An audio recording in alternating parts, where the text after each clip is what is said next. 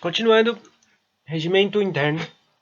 Lei Seca, Tribunal de Contas do Município de São Paulo, regimento interno dos atos de admissão de pessoal, artigo 49.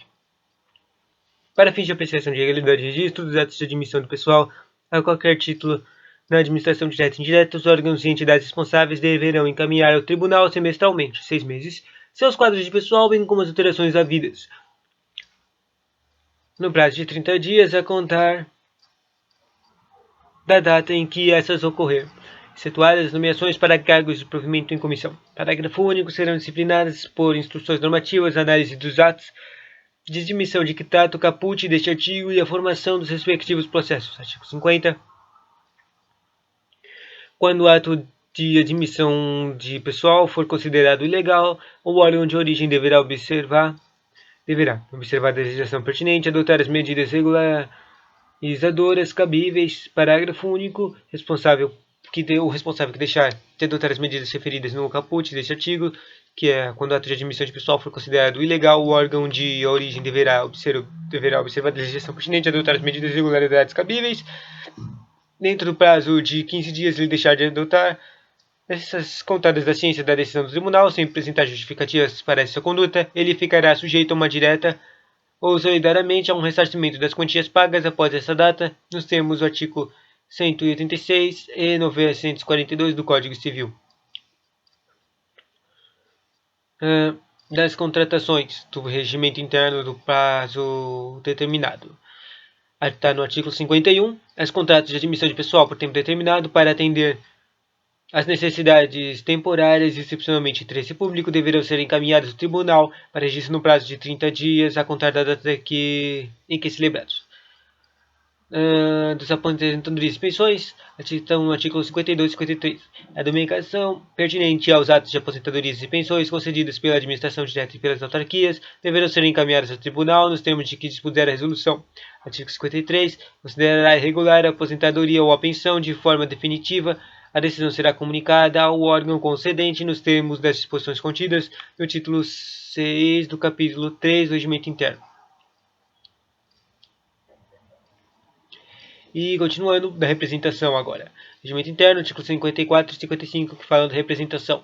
Qualquer cidadão, partido político, associação ou sindicato é parte legítima para formular representação ou denunciar irregularidades e ilegalidades perante o tribunal. Qualquer cidadão, partido político, associação, sindicato, todo mundo. Quer dizer, artigo 55, apresentação ou denúncia sobre as matérias de competências do tribunal deverá preencher os seguintes requisitos.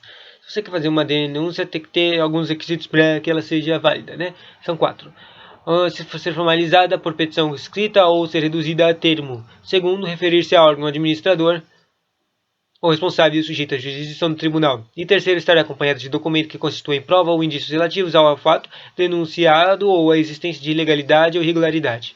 E quarto, conter o nome legível e assinatura de representante ou denunciante, sua qualificação e também o endereço. Referir-se ao órgão, ser formalizado, acompanhado de documentos e com nome legível e assinatura do representante. Súmula 1 dessa representação. Em se tratando de representação ou denúncia formulada por cidadão, é indispensável a prova da cidadania, mediante juntada inicial de cópia do título do eleitor e o documento que ele corresponda. Súmula 2. Quando formulado por partido político, associação ou sindicato, o inicial deverá ser acompanhada de prova da existência legal da entidade. Artigo 56 da representação. A petição inicial será dirigida ao presidente, que determinará sua autuação, sendo encaminhada em seguida à apreciação do conselho relator.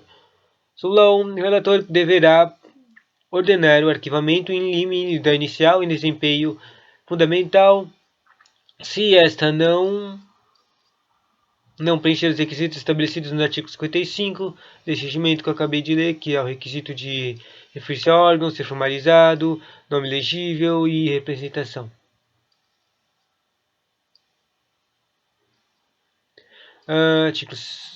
A petição inicial. Súmula 2. O conselheiro relator poderá determinar o suprimento de pressupostos processuais e o saneamento de outros vícios processuais, concedendo ao requerente ou à parte a oportunidade para se possível corrigir o vício antes de decidir pelo arquivamento dos autos. Súmula 3. Recebida a representação ou denúncia, o relator determinará a imediata apuração dos fatos denunciados, autorizando inclusive as expressões de diligências que entender necessárias. Uma coisa aqui que eu entendi da súmula 2 do artigo 56 da petição inicial é que a petição inicial tem que ser escrita certinha. E se não tiver escrito certinha, o conselheiro relator pode negar isso, mas ele também pode, como está escrito aqui, ele pode falar, corrige isso aqui, isso aqui, isso aqui, e daí a gente faz. Mas você tem que corrigir rapidinho, tá? Daí o cara vai lá e corrige as informações que estão lá no relato. Continuando, súmula 4 do artigo 56 da petição inicial que é dirigida ao presidente. Se for constatada a existência de irregularidades durante a apuração do fato, será assegurado ao denunciado o direito de defesa anteriormente à deliberação do tribunal.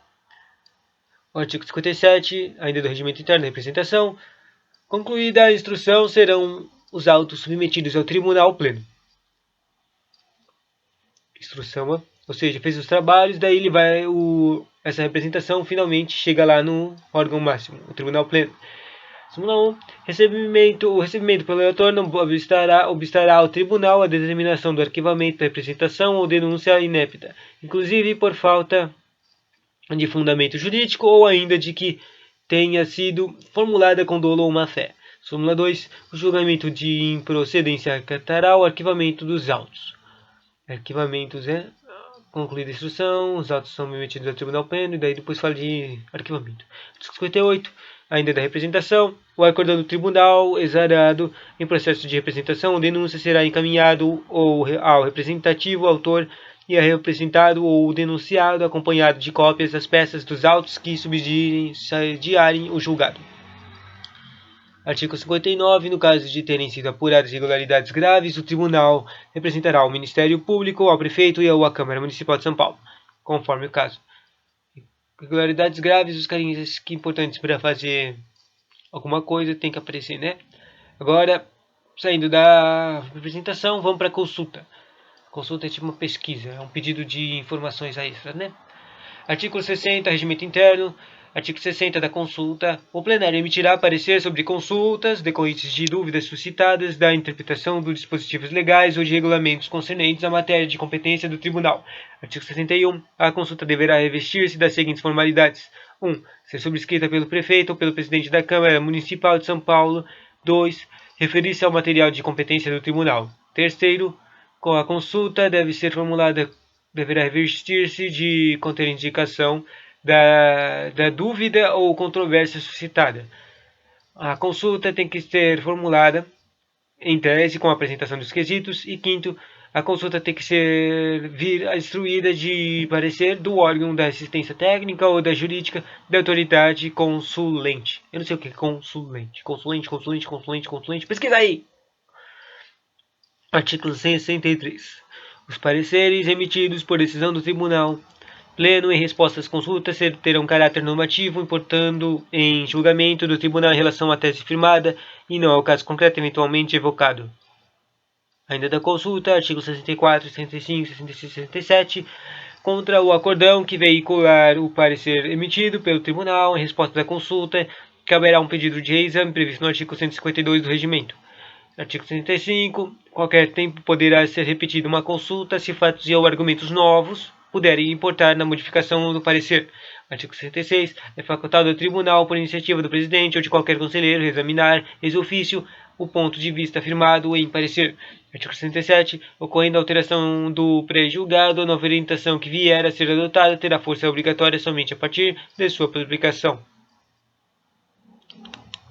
Terminando aqui, das consultas.